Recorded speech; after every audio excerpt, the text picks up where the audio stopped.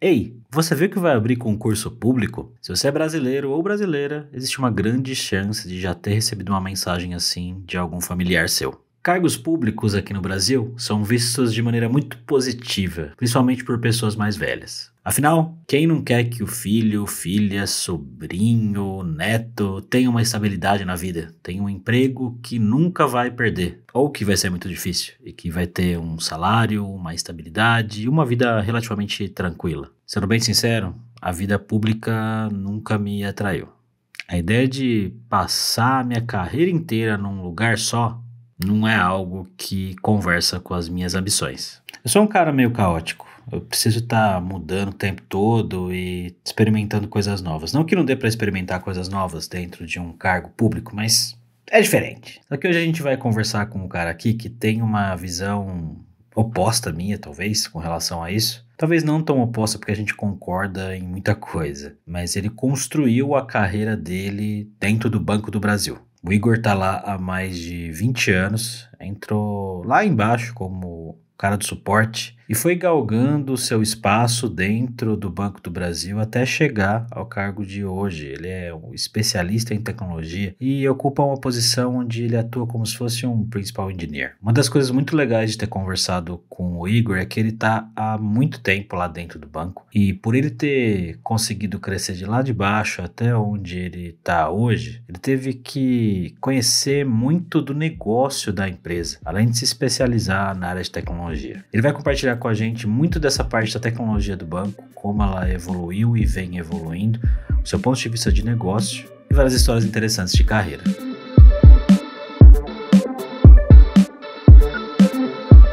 Olá, jovem! Eu sou o Gabs Ferreira e no episódio de hoje, tecnologia no Banco do Brasil sob o ponto de vista de um funcionário de longa data.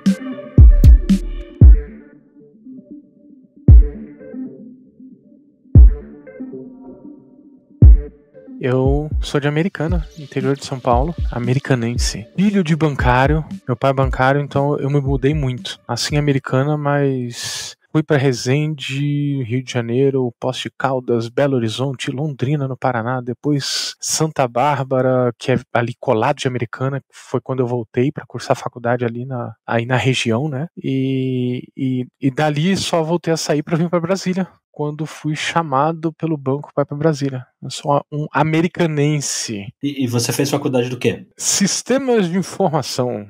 Nem sei se existe ainda. Existe. E você, imagino que talvez influenciado pelos seus pais aí, resolveu prestar concurso pro Banco do Brasil, como é que foi? Eu não queria. Foi um pouco antes de entrar na faculdade, o meu pai pegando no pé, falando, presta o concurso, você não sabe como que é banco, vale a pena. Ok, prestei o concurso, comecei a faculdade, 2 anos depois o banco chamou para tomar posse. Eu já estava trabalhando em Campinas, estava trabalhando numa software house em Campinas, uma software house chilena, ali na Rua Barão de Jaguara. Pegava ônibus todo dia para Campinas ou pegava carona com um colega. E quando o banco chamou, o salário era 1/3. O salário de entrada do banco era 1/3 que eu ganhava como dev. Aí eu falei pro meu pai, não vou aceitar. Falei pra gerente da agência, não quero. Primeiro, não é a minha profissão. Eu sou um cara de TI. TI não dá pra ficar fora muito tempo, né? Se você ficar longe da TI, você se defasa, começa a surgir novos frameworks, novas tecnologias e você pode rasgar o diploma. Então, eu não queria tomar posse, o salário era pior e ainda eu ia deixar de fazer o que eu queria. A gerente e o meu pai ficaram no meu pé falando, olha, no banco tem uma área de TI grande, a gente precisa desse tipo de profissional, vale a pena, toma posse. Ok. E uma coisa marcante, foi na época, eu pedi demissão, eu estava no processo para entrar no banco, a semana que eu fiz tudo isso foi a época de 11 de setembro, as Torres Gêmeas. Caramba, cara, 2001. Exatamente. E isso foi exatamente naquela semana que eu pedi a demissão para entrar no banco. E eu falei para a gerente da agência, eu não posso ficar muito tempo afastado da minha profissão. Em 1 ano eu não consegui ir para a TI do banco, porque ela me chamou para a agência. Se em 1 ano eu não conseguir ir para a TI do banco, eu vou pedir demissão para voltar ao mercado, porque senão eu vou perder a minha profissão, e não é isso que eu quero. Ela falou, ok, eu te dou apoio, pode vir, te garanto que você consegue. Ela me guiou, me apontou, tem um sistema interno do banco de base de talentos. Eu coloquei lá o meu currículo, a minha experiência, na primeira semana de trabalho. Na segunda semana, comecei a receber ligações aqui de Brasília. Não só TI, mas outras áreas de negócio que precisam de profissionais de TI para fazer trabalhos de Data Warehouse, BI e por aí vai. Entraram em contato, começaram a me entrevistar e o que era de TI.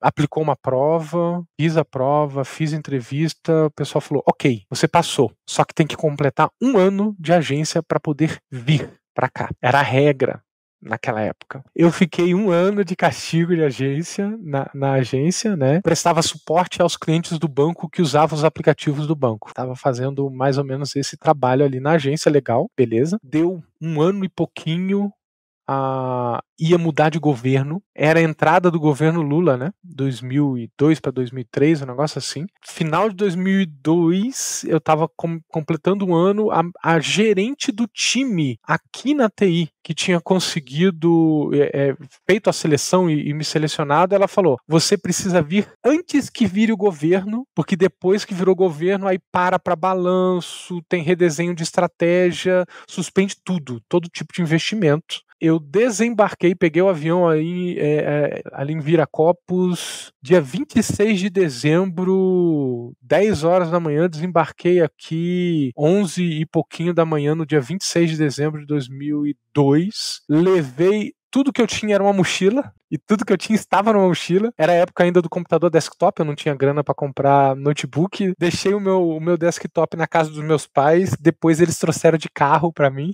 não dava para trazer no avião. Desembarquei, peguei o carro, fui direto pro prédio da TI do Banco do Brasil, que fica no final da Asa Norte. Para quem conhecer Brasília, vai saber o que significa, né? É uma das pontas da asa do avião, né? Brasília é um avião. Então é um dos extremos da cidade. É um dos extremos do que é o que a gente chama de plano piloto de Brasília. E cheguei de mochila, literalmente de mala e cuia na TI, um colega me recebeu, me levou num flat e falou, aluga aí um quarto para você decidir o que você faz da vida, você vem almoçar comigo e começar a trabalhar à tarde. O ponto tá aberto, você já bem-vindo, segue, vida que segue. E você já tinha ido para Brasília antes? Nunca. Chegou já para morar sem conhecer nada. Nada. Eu não sabia onde eu ia ficar, nem como, nem nada, mas eu tava feliz que é para trabalhar como deve. Moleque, 21 anos de idade, 22, né, agora, né, depois de 1 ano ali dentro do banco, 22, tudo que eu queria, meu amigo, era trabalhar como desenvolvedor, e aí eu tinha um plano, que era assim, poxa, eu vou trabalhar numa empresa que é uma das maiores empresas do mundo, como desenvolvedor, eu vou fazer currículo e sair do país. Esse era o meu plano. Não deu exatamente certo desse jeito, né? Mas era o plano. Trabalhar em uma grande empresa é uma boa forma de montar um currículo que te referende, né? Depois para a hora de entregar o currículo. Né? Mas aí acabei ficando. Ok, o salário era bom para a época, principalmente que a gente está falando de uma época que o dólar e o real era 1 para 1. Então, o salário de entrada na agência não era bom comparado ao que eu ganhava no mercado, mas para Brasília, olha só, eu reduzi em 1/3 o salário para entrar no banco, e em relação ao que eu ganhava como dev em Campinas, em Brasília eu vim recebendo triplo. Caramba, que coisa. Então acabou dando certo. E o trabalho em si como desenvolvedor nesse começo era o que você estava esperando? Por sorte, foi para trabalhar com Java, né? E era para trabalhar num time que cuidava de um framework Java Swing. Java Swing, olha só, velharia. Era um framework de uma aplicação meio que cliente-servidor que rodava em tudo quanto é estação de trabalho das agências e dos escritórios do Banco do Brasil no país inteiro. Eram 70 mil estações, então fazia o framework para o qual os outros devs faziam as aplicações e eu cuidava de toda a parte, assim, quando eu digo é o time, tá, do qual eu estava fazendo parte, a gente cuidava de processo de atualização, framework de comunicação para transação, para execução de requisições para o mainframe e para o que quer que fosse necessário. Mas eu entrei todo bobo, né? Falei, opa, legal, vamos aprender a resolver os problemas. E eu me lembro que eu estava tentando resolver um problema de atualização da aplicação nos terminais. E eu fazia parte do grupo de usuários Java de Campinas, Java Campinas. E na época era mailing list, né? Era e-mail, grupo de e-mails. E eu coloquei uma pergunta no grupo. Falei, gente, eu tô bolando uma solução aqui e eu tô pensando em usar torrent. Tinha um client torrent open source, eu acho que chamava Azure, que era um sapinho azul, ele era em Java, era open source, eu li o fonte dele e falei, eu tô pensando em utilizar protocolo torrent para fazer a atualização peer-to-peer entre as estações, porque eu tenho 70 mil estações para manter atualizada. Aí o pessoal, opa, 70 mil? Que empresa que você trabalha? Você pode falar, porque na época, 20 anos atrás, falar desses números era assustadores, e aí eu vi que, eu tô tentando resolver problemas que ainda não tem no mercado nacional. Esse é um outro fato curioso que eu lembro da época, mas assim, foi para trabalhar com o que eu gostava. Não, isso é bom, porque às vezes o que acontece com pessoas no início de carreira é cair em algum lugar, em alguma coisa que, né, cria expectativa, muda de cidade, e às vezes a pessoa acaba se frustrando por alguma coisa aí no meio do caminho. Mas que bom que deu certo.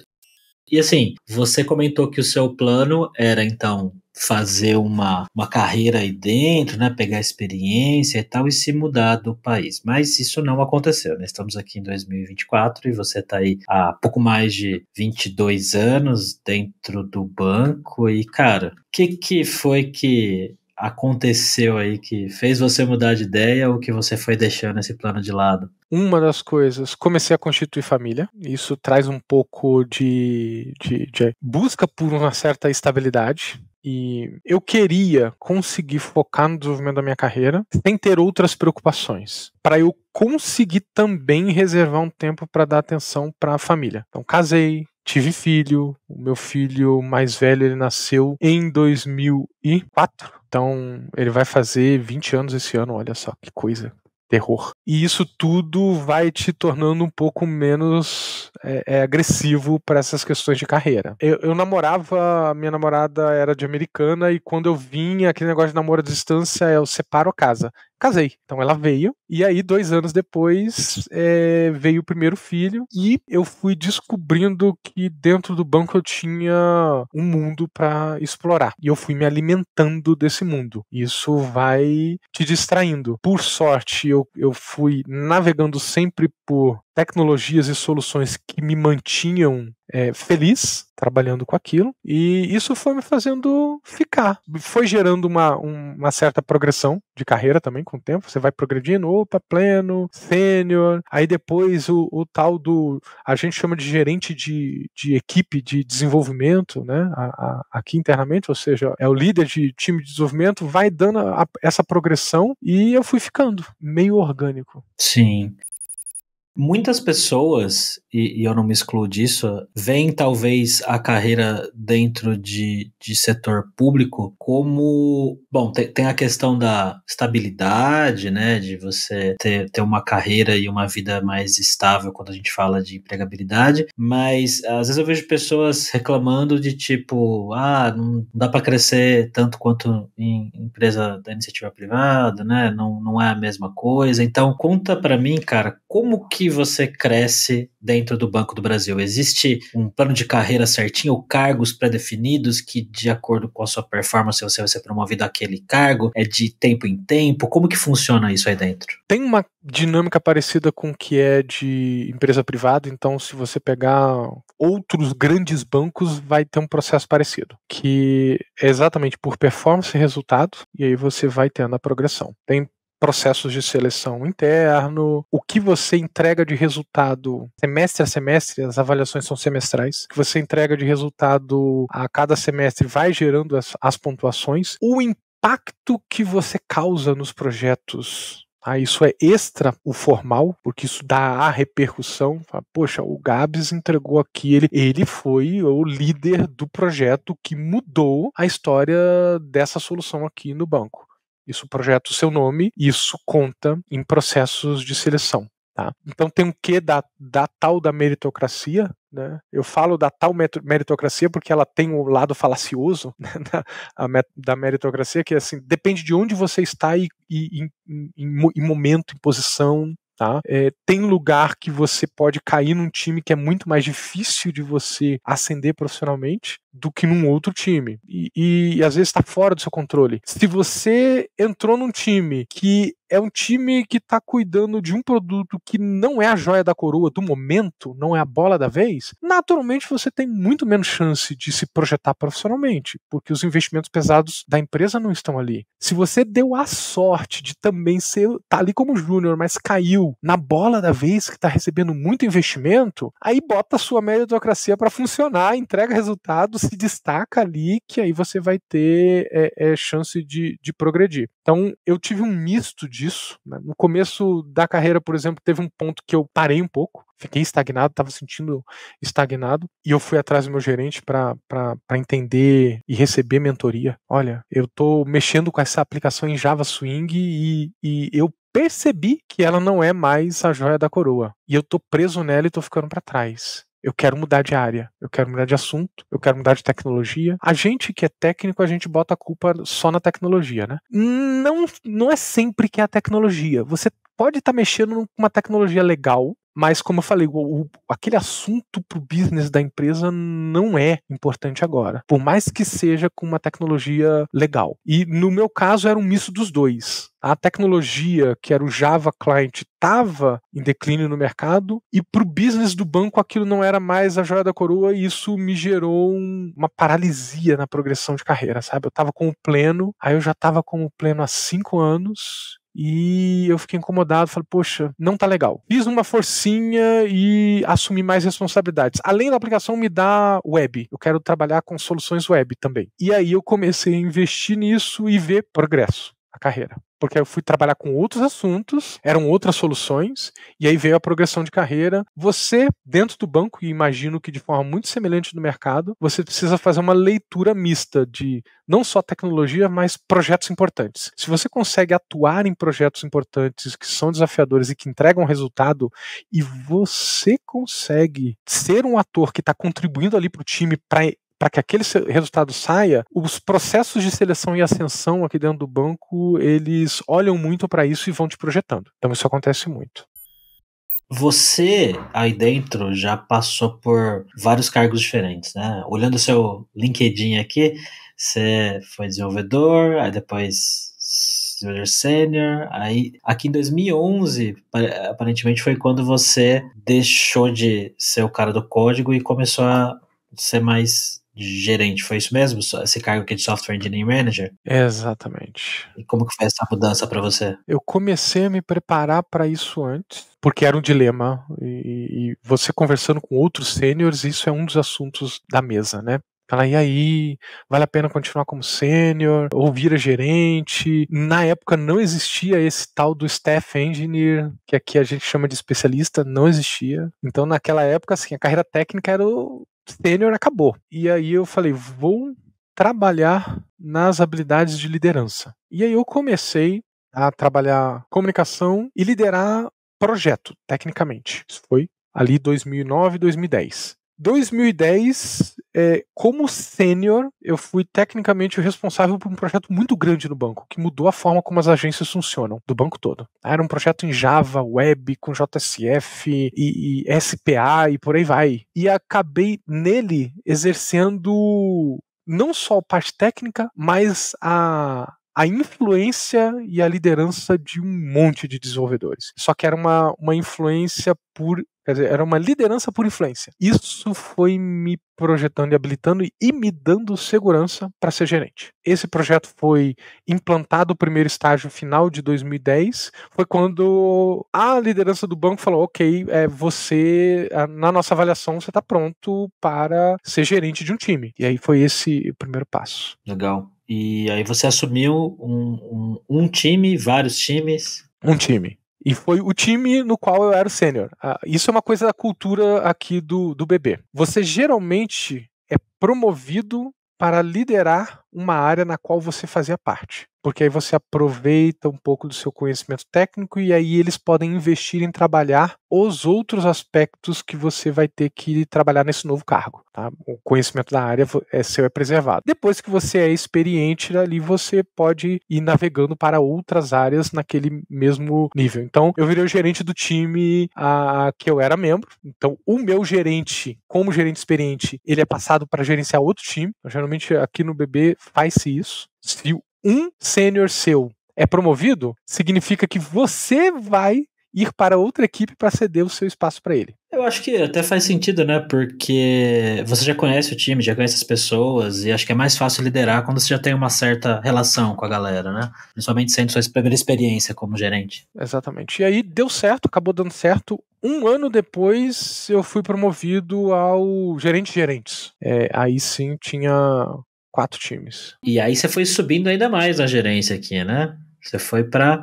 Aí depois você o cargo de executivo, aí é diferente. Aí, nessa época, eu tava na gerência, a gente era responsável por soluções de segurança, todo o ferramental de desenvolvimento, todo o ferramental de dar suporte a outsourcing de TI. Então, além do quadro da TI, que é de 4.000 e poucas pessoas, tem mais 2.000 e tantos terceiros. Solução de integração, nosso barramento de integração, uma integração para o arquivo e por aí vai.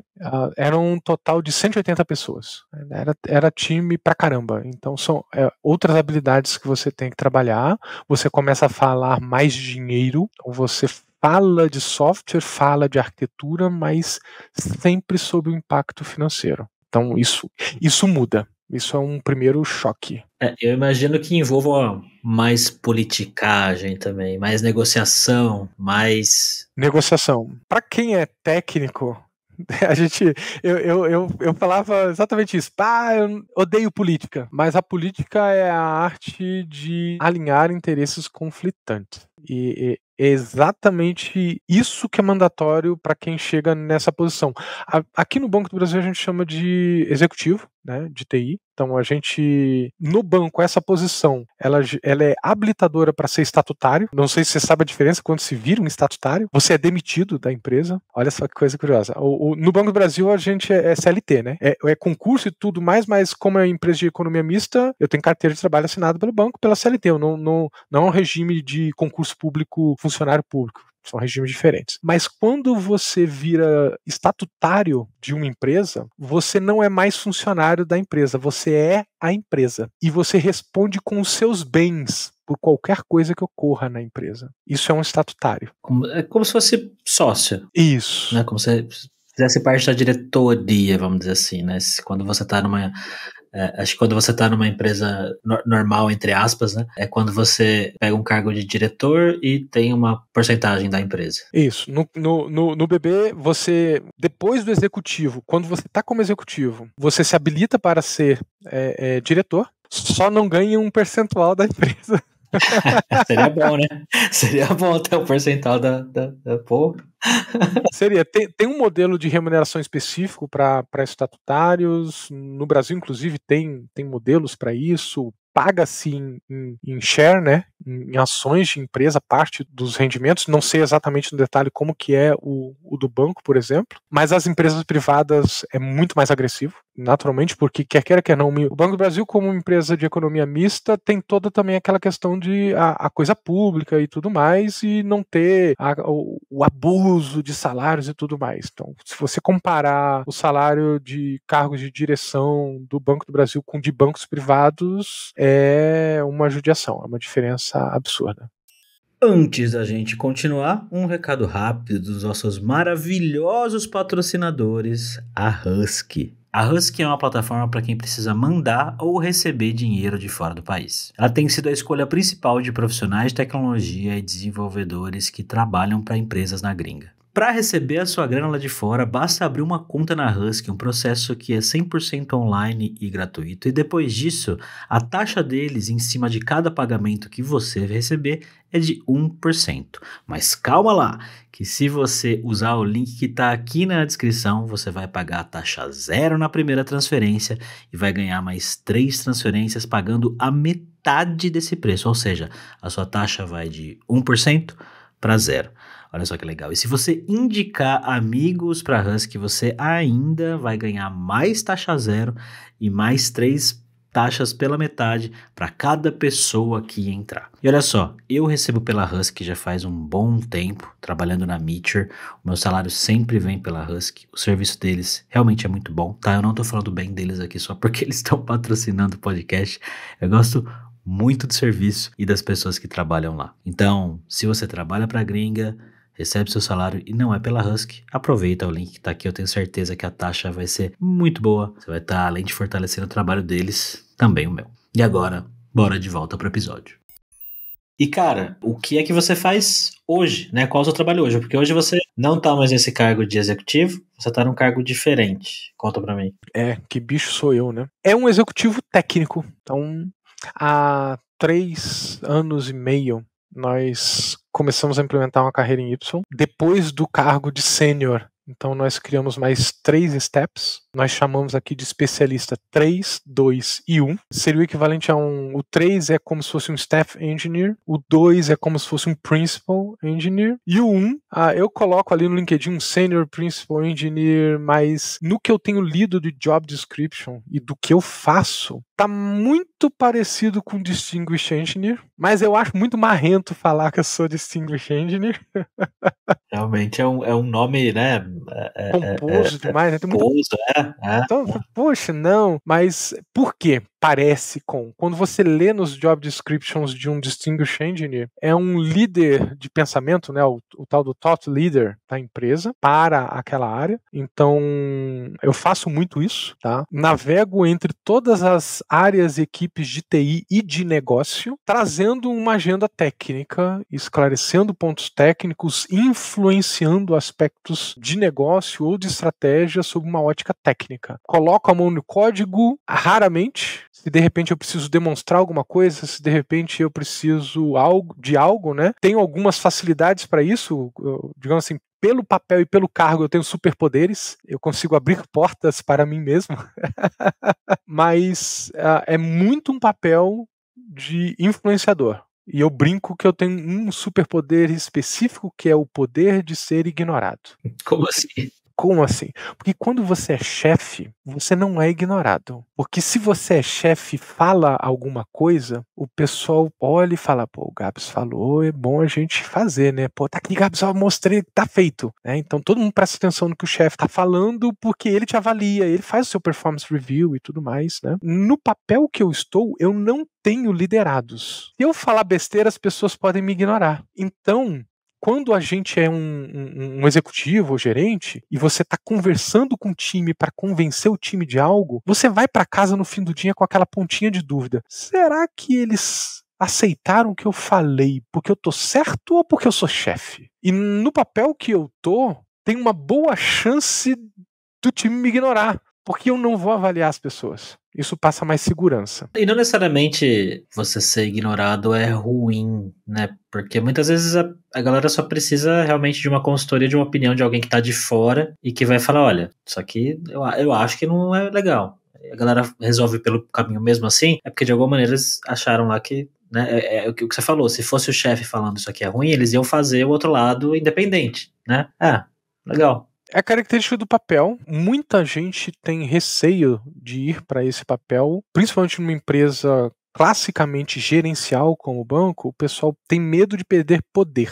Eu li um livro do Staff Engineer Path, da Tânia alguma coisa, tá? Eu esqueci o nome da autora, e ela fala sobre isso, de que muita gente tem medo de perder o poder, você não manda mais nos engenheiros de software. Isso acontece muito aqui com a gente. Tem muita gente que se recusa a assumir esse papel porque, poxa, eu quero fazer coisas, mas eu não vou ter um time para falar, faça. Caramba, mas assim, parece um papel legal, parece um papel interessante. Eu acho que existem muitas outras pessoas no seu papel aí dentro? Infelizmente, só eu. Só você? Neste, só eu. Nós temos hoje perto de 90 dos especialistas 3, que são equivalente a esse staff, 20 o que são os especialistas 2, que seriam equivalente a um principal, e só eu como especialista 1. Temos uma vaga para mais um, que estava em uma outra área, está em negociação para ser da área de TI, então tá se discutindo isso. Tinha um colega meu, inclusive, que seria ele o segundo a estar no papel, mas nós estamos fazendo algumas outras mudanças que devem, inclusive, ampliar e alterar a natureza desse papel. Por enquanto sou eu.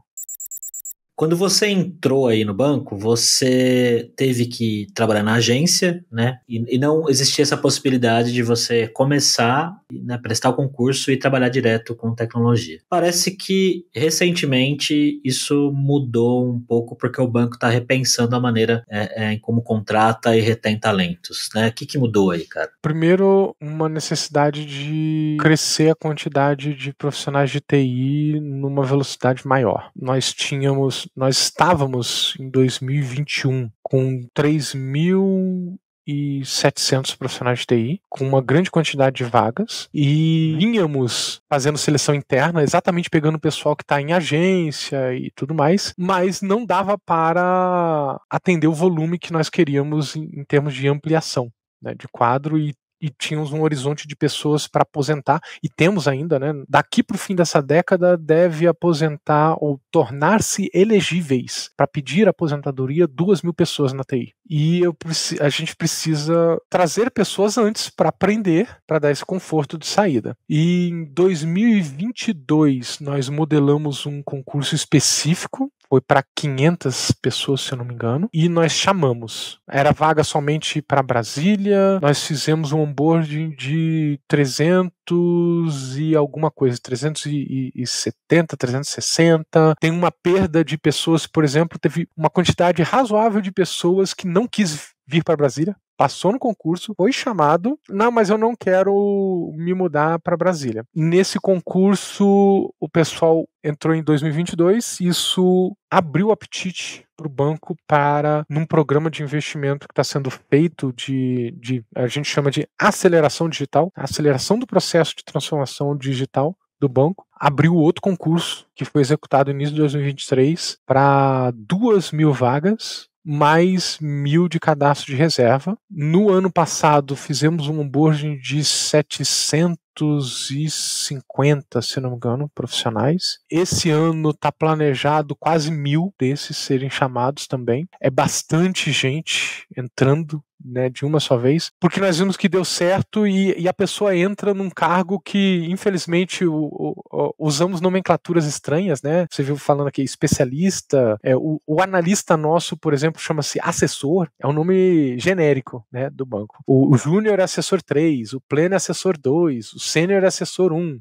de TI, né? E o cargo do concurso público é um nome tanto quanto mais bizarro ainda, que é agente de tecnologia. É o jurídico que escolhe o nome com área de... Enfim, o pessoal entra nesse cargo, o salário de entrada é o mesmo salário de entrada para qualquer área do banco, e durante o estágio probatório a pessoa é avaliada para ver se ela se torna trainee, que ainda é um degrau antes do júnior, mas aí ocorre um upgrade de salário. Geralmente, em um ano depois de ter chamado, a pessoa já está como júnior, ou há casos em que um ano depois de ter sido chamado, a pessoa já está até como pleno. O pessoal de 2022, por exemplo, que entrou em fevereiro de 2022, ano passado, 8 deles já eram plenos, né, um analista pleno do banco.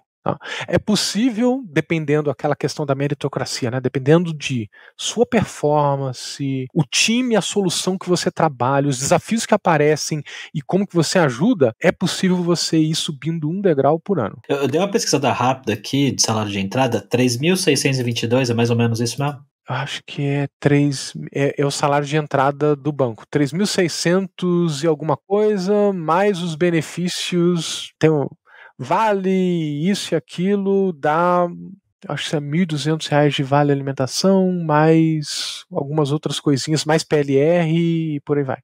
O salário não é um salário ruim, né? É um salário que, poxa, muita gente no Brasil inteiro não ganha, mas eu acho que é um salário que, para quem tem mais experiência em tecnologia, né? Para quem já tem uma carreira e já tem alguns anos, de repente acaba não fazendo tanto sentido para essas pessoas, né? Então, geralmente quando a galera entra aí, acaba vindo mais as pessoas com perfil iniciante mesmo, ou tem pessoas que, né, vocês costumam receber a galera que opta por fazer essa transição por N motivos. Eu sou um cara experiente, mas eu quero, por alguma razão, por estabilidade ou por carreira, quero trabalhar no banco e vou dar uns passos atrás para trabalhar lá. A maioria são profissionais em início de carreira. É o público comum que entra na TI do banco. Depois tem um outro público que são pessoas em transição profissional, transição de carreira. Então, é gente que estava atuando como advogado e descobriu que gosta de ciência de dados ou, sei lá, IA, alguma coisa, começou a estudar, adquirir algum conhecimento e está querendo fazer transição de carreira e ver na oportunidade do Banco do Brasil um porto seguro para fazer essa transição de carreira, né? Porque também, se você é profissional, experiente em alguma área, você fica com aquele receio de, poxa, eu vou abrir mão aqui do salário da minha profissão e de repente tentar algo e vou ser demitido, porque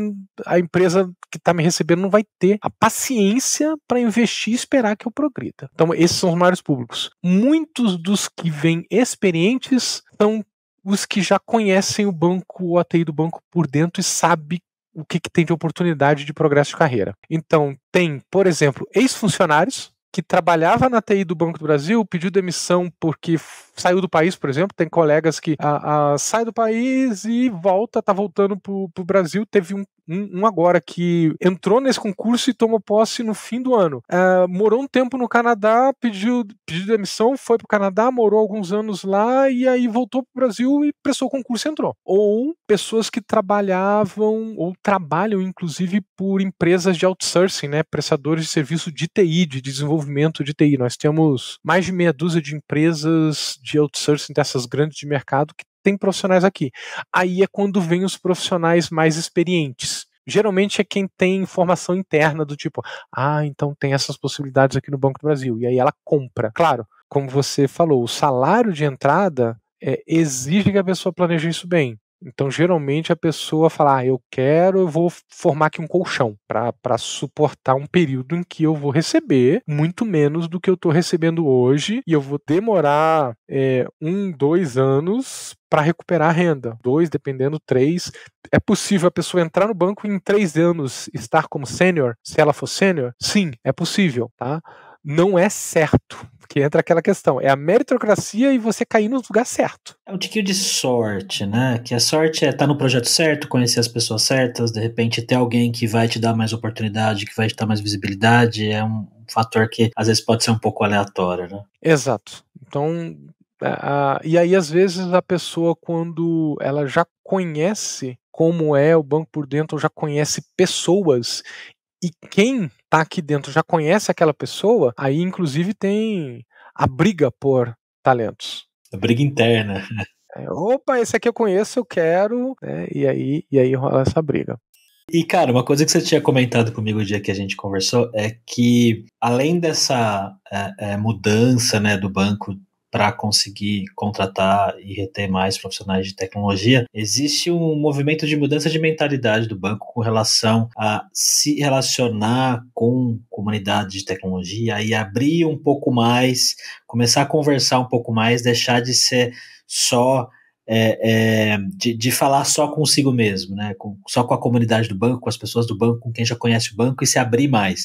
Como é que está sendo esse processo aí? É um aprendizado, o banco é uma empresa muito fechada, os bancos são empresas muito fechadas porque também tem aquela questão do dinheiro. Banco é empresa que fala e trata de dinheiro. Existe inclusive legislação específica para tratar de sigilo bancário. Há anos e anos atrás havia-se muito medo de falar publicamente. Inclusive. E nós estamos ensinando os nossos profissionais a falar publicamente, inclusive sobre o que falar publicamente. Por exemplo, você pode fazer uma palestra e explicar a alto nível a arquitetura de uma solução do banco. mas tem algumas coisas que você não pode falar, porque todo mundo quer descobrir um jeito de invadir um sistema do banco, porque ali atrás tem dinheiro. E há então um conservadorismo com relação a isso. Há também o aprender a falar com o público de fora, principalmente o público dev. Nós temos falado sobre a questão do Dev Hell. Nós temos um portal de API, mas a gente ainda está aprendendo a ter essa pessoa que vai fazer o relacionamento com o desenvolvedor. E aí o falar com a comunidade também no sentido de atrair talentos. Nós temos visto que dentro do banco tem muita solução legal, coisas que a gente faz que as pessoas não imaginam que é à frente do tempo do mercado e que nunca falamos para ninguém, né? E porque não é da cultura de falar. E poxa, você como dev, que graça tem você fazer um negócio legal se você não pode falar para ninguém? Pois é.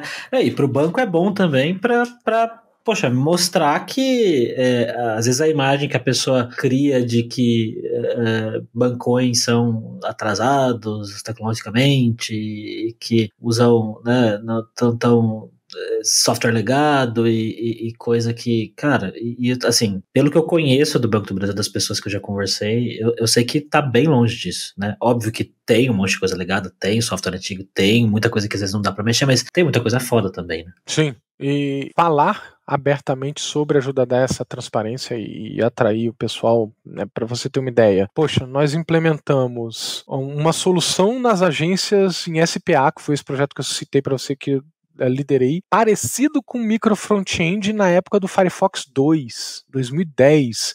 É uma solução que hoje você entra, é uma aplicação web, mas na prática são 600 aplicações diferentes em um modelo SPA rodando independente. Na mesma época nós criamos um framework multiplataforma parecido com React Native e com Flutter, só que assim, há 12, 13 anos atrás. Nós jogamos fora quando, surgiu aqui o React Native, depois surgiu o Flutter, nós ficamos monitorando para ver qual que estava amadurecendo mais e abandonamos o nosso e adotamos. Nós acabamos fazendo isso o tempo inteiro. Você teve, né, no evento, no BB Digital Week. Sim. E aí deu para você ver um pouquinho e inclusive desse nosso aprendizado de fazer um evento aberto para falar com a comunidade. Naquele evento, 5.000 pessoas que não são do banco estiveram nele, de fora aqui da região de Brasília, participando dele. Uma das soluções que a gente apresentou, que a gente chama internamente de Kodiak, que é um low code para o nosso app, né? É todo um framework que permite que você altere a aplicação on the fly no bolso de cada cliente sem precisar ficar distribuindo o app. Então a gente consegue mudar a aplicação de um app que está aqui nativo no seu celular com a mesma dinâmica de uma aplicação web. Tem todo um framework construído para isso. Não é a tecnologia pela tecnologia, né? Isso é por pressão de mercado, de negócio. A gente tem que responder ao cliente. E não dá para fazer uma atualização no aplicativo. Você vai fazer uma atualização do aplicativo na loja, leva semanas para uma base de cliente de dezenas de milhões como o nosso estar com todo mundo atualizado.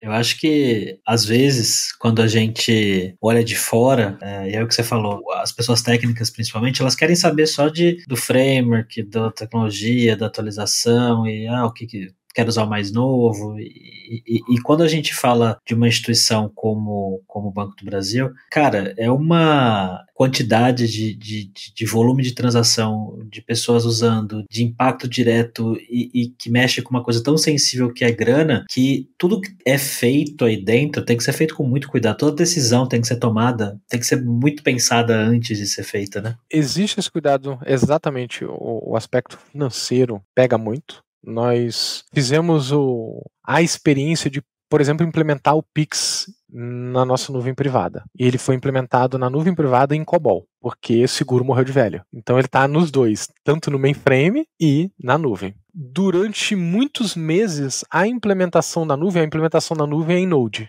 Ou seja, JavaScript lá, TypeScript, ok? Nós tivemos durante muitos meses problemas de diferença contábil financeira naquilo que estava implementado em Node. Eu vou falar uma coisa, uma experiência de quem já é dev do sistema bancário sabe. Você não usa variável de ponto flutuante, ou seja, de casa decimal, para mexer com dinheiro. Você só faz com inteiros. porque aí você tem um controle estrito do arredondamento, porque tudo vai ser tratado como inteiro. Se você usar um float, um double, por exemplo, você vai ter problemas de arredondamento, porque nós estamos falando de bilhões e bilhões de transações, transacionando muitos e muitos bilhões de reais. Uma coisinha de nada de arredondamento dá uma diferença contábil gigantesca. Então você usa inteiro para os centavos, você separa você deve ter duas variáveis. Ou você usa uma mesma variável, só que você conta que as outras duas, ou as últimas 3, as últimas 4, depende de quantas casas, elas são centavos. Entendi. Caramba, que coisa, eu nunca ia imaginar isso. É curioso. Isso é uma das táticas muito comuns para você não ter problemas de arredondamento. Acho que tem algumas linguagens de programação onde tem um tipo que suporta, tipo no C#, por exemplo, eu lembro que tinha o decimal, que era uma variável que tinha mais precisão, mas eu não sei se seria uma resposta. Não ajuda. No Java, por exemplo, tem um tipo específico que é o currency, que é o de moeda. Tá? Eu cheguei, na época, a pedir para o banco para eu participar da escrita da especificação. Banco fechado falou, não, deixa eles especificarem lá, se for útil, um dia a gente usa. O tipo de moeda geralmente é para tratar essas questões de arredondamento. Mesmo um número muito preciso, ele vai ter esses problemas. E o curioso é que muda, a política de arredondamento muda de acordo com a linguagem. E aí isso é gravíssimo. Quando você fala, vou usar ponto flutuante, um float, por exemplo, um decimal, mas essa parte do sistema está no microserviço em C#, essa outra está em Node, essa outra está em Java, cada um arredonda de um jeito. E aí quando vai integrar essa informação... não dá certo. Os cálculos não batem. Então é inteiro para todo mundo e é isso aí. Tá aí, agora você me deixou curioso, eu vou conversar com o pessoal do Pix para ver se eles encontraram um jeito de não precisar usar inteiro. Vou tentar descobrir, depois eu te conto. Isso dá um outro episódio de podcast, né? Dá um outro episódio, tratando número, dinheiro com banco, né? E são dois assuntos delicados, o aspecto financeiro e o de segurança.